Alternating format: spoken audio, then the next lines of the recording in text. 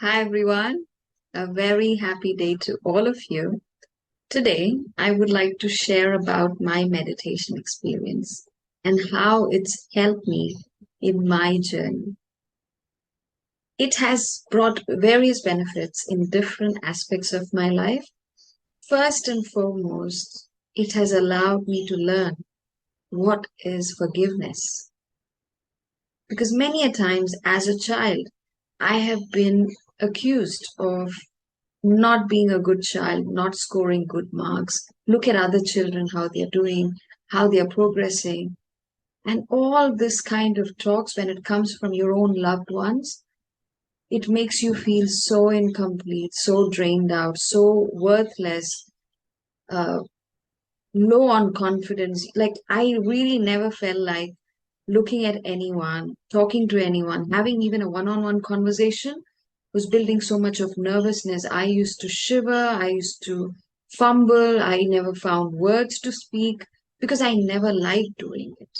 Because all that was there on the back of my head that I'm useless, I'm not worth it, I'm not fit for it, I don't know how to do it, and so on and so forth.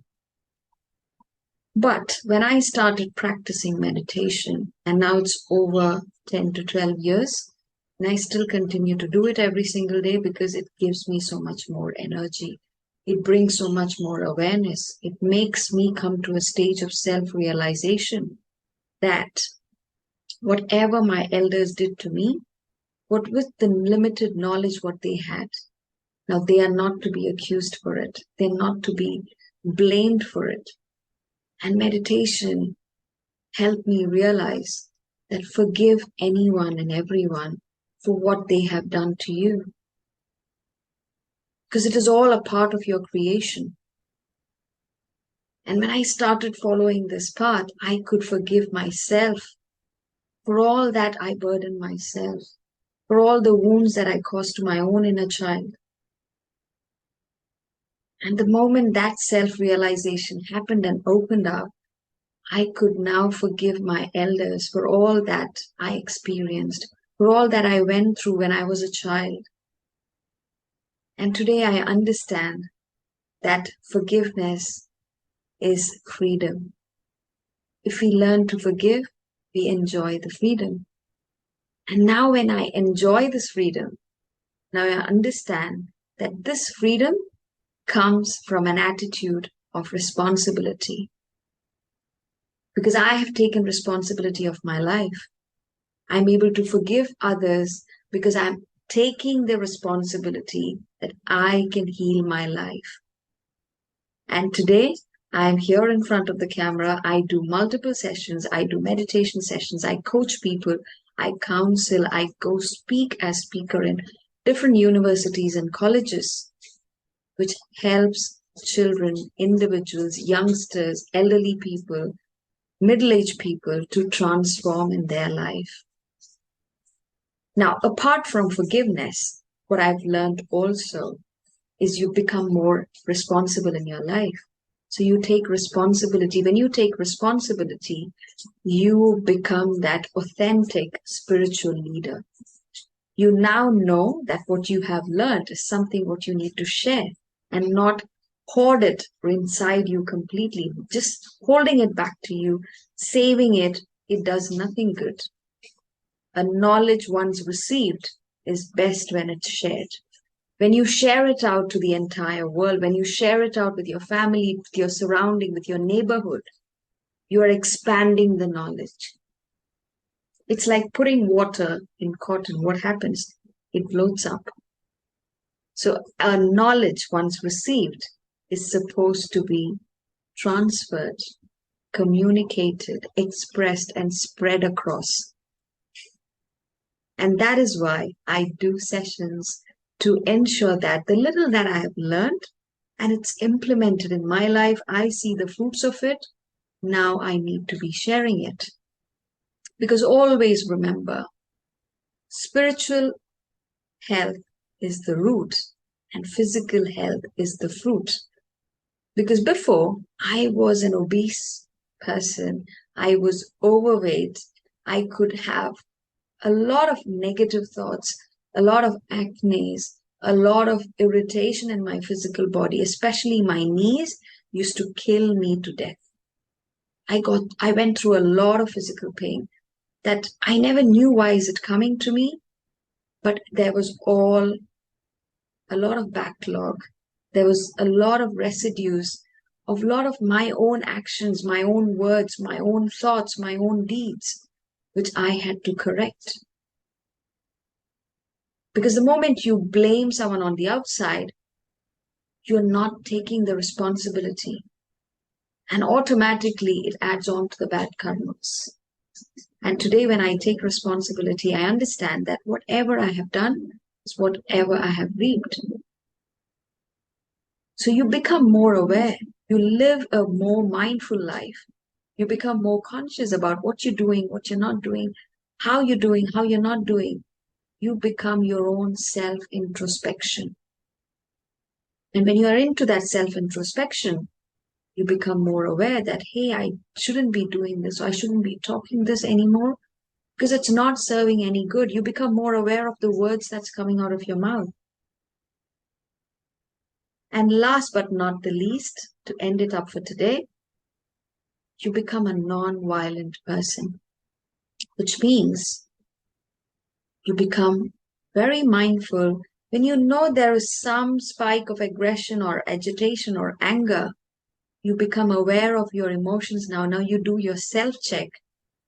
You do certain mindful activities. Calm yourself down.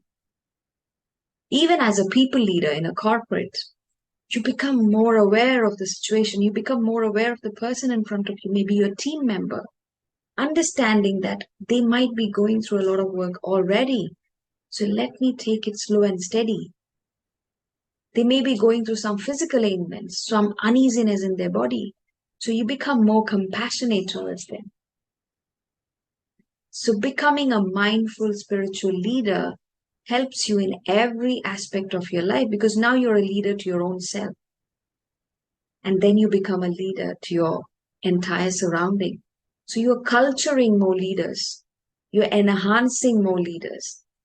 You're supporting a community to build more leadership. So automatically it built an awareness, a realization to me that if I need to live in a conscious living, if I need to be non-violent, I need to be non-killing, which means the food that I eat on my plate is completely non-violent. It's coming from a source of love. It's coming from a source of nature and not from a source of killing, pain and suffering. Then what am I eating? I'm not just eating that flesh, that bones, the limbs or the head or the brain or the head. I'm also taking in the emotions when these animals, when these living forces went through that merciless killing. Because they have stored that cortisol, that stress, that sadness, that grief inside that flesh when they went through that unexpected death. Because they could wipe that frequency, because we are all electromagnetic in nature. And now imagine, no matter how deliciously this food is cooked, it's not a food at all, when how deliciously these living organs were cooked, no matter it might be drooling saliva in your mouth, it might please your taste buds, but when it goes down into this body, it is intoxication of all those unwanted hormones. It triggers, and then eventually, not maybe in a couple of weeks or a month, but over a period of time, we start developing illnesses, long-term diseases. Our quality of relationships gets diluted. And that is where I realized that that is it. It's coming to an end. And then there was no temptations, no greed anymore that I need it, I want to taste it once in a while.